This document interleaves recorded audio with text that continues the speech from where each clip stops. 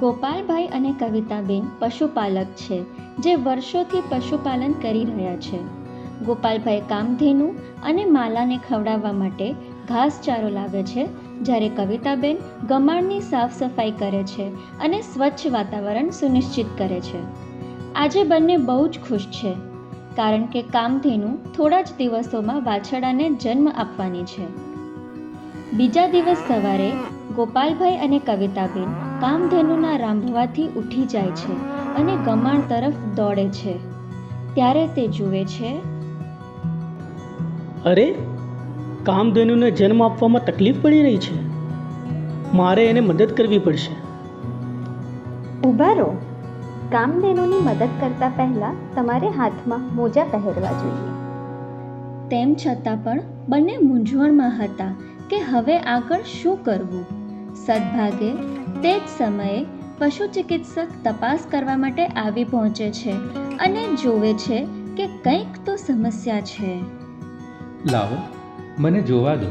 કામધેનુને શું થયું છે? હવે ખબર પડી કે તકલીફ શું છે. પણ તમે ચિંતા ના કરશો, હું કામધેનુની સારવાર કરી દઈશ.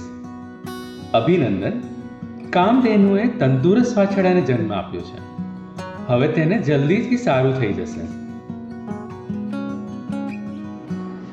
તમારી મદદ માટે તમારો ખૂબ ખૂબ આભાર. ધન્યવાદ.